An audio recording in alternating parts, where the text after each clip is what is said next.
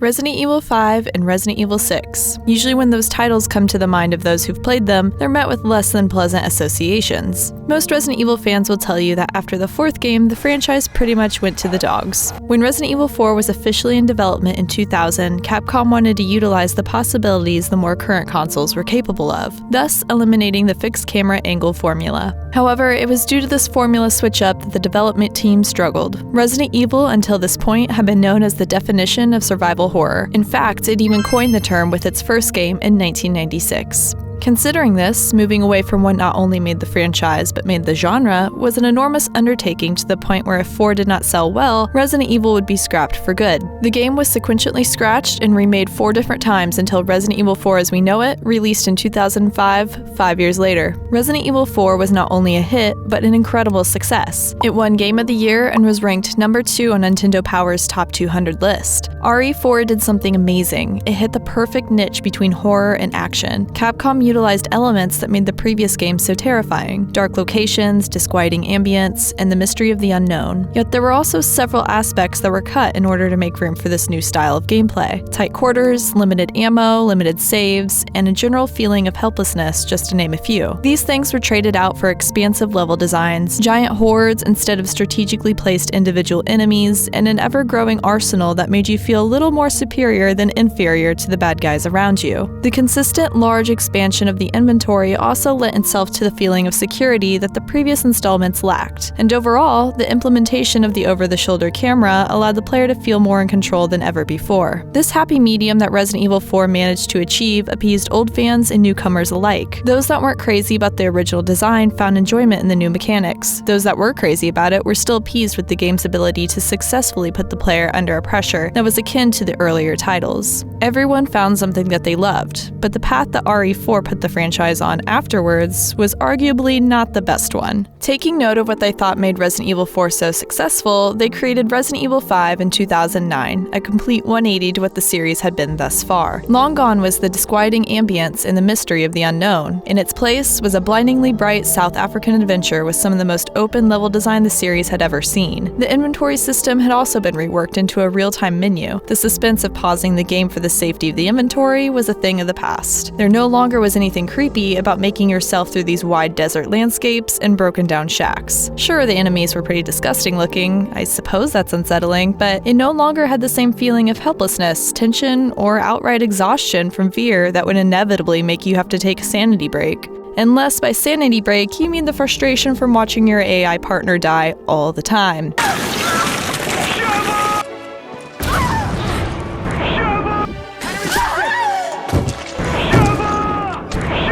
Okay, it's not that bad, but it's kind of bad.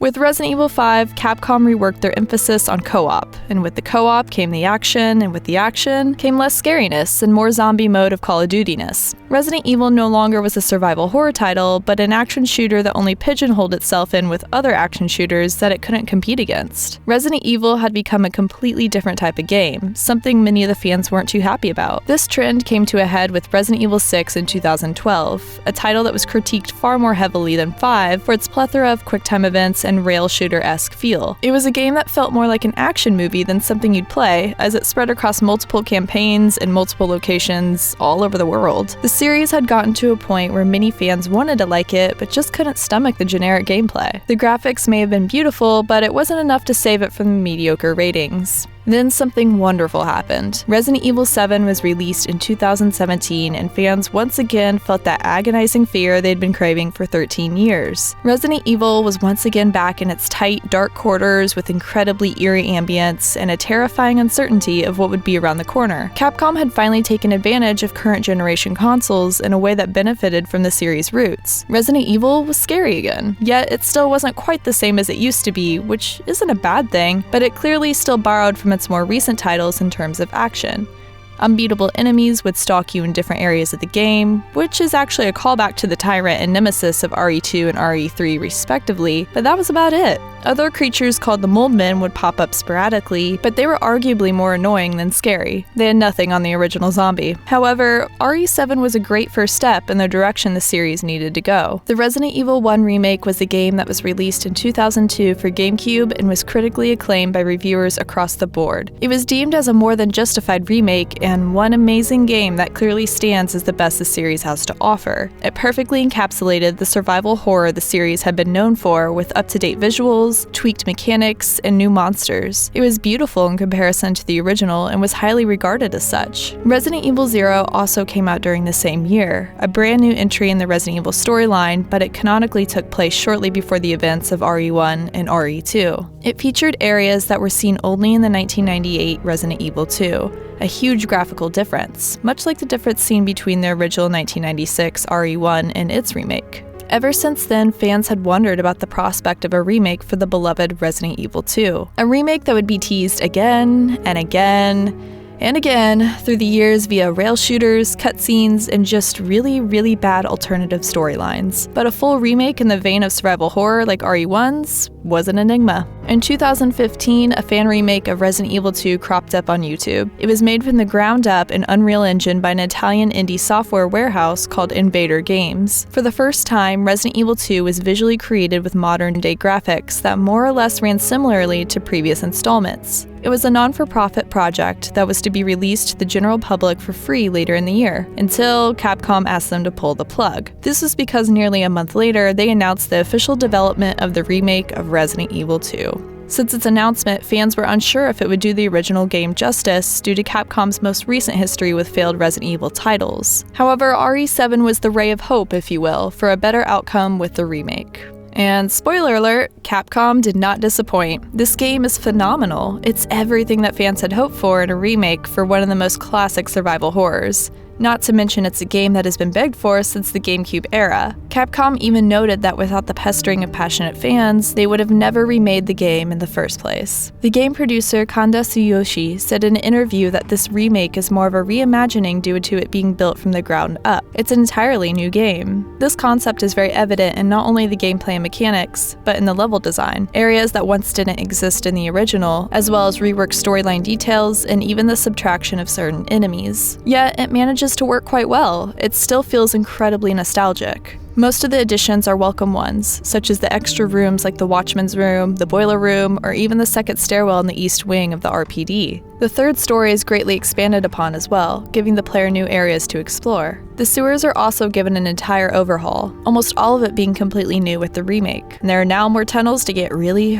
lost in. But all of these map changes feel natural, they're seamless, and they fit the design of the game quite well. They provide a fresh gaming experience while keeping the essence of the original, and that could be said about this game as a whole. The Tyrant, or otherwise known as Mr. X, has also been given new mechanics. He now begins to stalk you during the first playthrough, regardless if it's Leon or Claire's scenario, as opposed to the original that added him in the B campaign only after you completed A. As someone who was very familiar with the original, this nearly gave me a heart attack, in a good way of course. I definitely wasn't ready to be stalked while looking for my cogwheels. You see, in this version, he's sent to eliminate any evidence of Umbrella being linked to the outbreak, whereas in the original, he was targeting police survivors as well as the G-Virus, i.e. Sherry's pendant. Not only does he catch your scent during the first playthrough now, but he's more relentless than ever as he stalks you from room to room consistently. This rendition of the Tyrant is incredible in my opinion. It makes the game that much scarier. It's less predictable and more cutthroat as you're constantly on high alert listening for his footsteps. One change I wasn't so crazy about was the removal of some of the enemies. During the second half of the game in the laboratory, I kept expecting to see the mutated lickers or licker bees, but to my relief at the time, they weren't there. Now retrospectively, I kinda wish they had been. It would have been one more thing to be worried about. The remake is also missing the moth and spiders in the sewers and labs. Maybe it was a time thing, maybe it was a creative decision thing, less is more kind of deal, but whatever it was, I definitely missed my evolved licker buddies. Finally, the last major difference I wanted to cover was the difficulty level. Now, I just played Standard on my first playthrough and at the time of making this review, but even Standard was a bit more of a challenge than I was expecting. It's also useful to note that while Standard mode does not have ink ribbons, or also known as limited saves, Hardcore mode does. Now, this difficulty in any mode is most obviously seen in the resiliency of zombies. They take several headshots to go down, and even then, they don't always stay down. Not only do I think that this was an awesome addition, as I always love a good challenge, but it also fit fit well with the survival horror formula. There may not be many enemies in a single space, but the ones that aren't a walk in the park to take care of. The inclusion of sub-weapons helps counteract the difficulty, but not by much. They'll help in a pinch, but won't carry you if you've got crap aim. They're just as scarce as ammo. This reimagining of Resident Evil 2 goes back to the roots of what made Resident Evil, and it does so in such a way that embraces the survival horror it helped create so long ago. It's done in a slightly different but generation-appropriate way that demonstrates what horror is now capable of, not of how action-packed it can get. The over-the-shoulder camera angle has remained, despite Resident Evil 4 being the only truly successful title to use it, as Resident Evil 7 was first-person. But it works. It works just as well or even better than it did in RE4. Fans have long associated the early Resident Evil titles with their tank controls, claiming that they add to the creepiness that the future titles lacked, which isn't incorrect. Tank controls did a lot for survival horror. They helped define it, but it was simply a mechanic that was used for graphic limitation and then kept around for their effectiveness,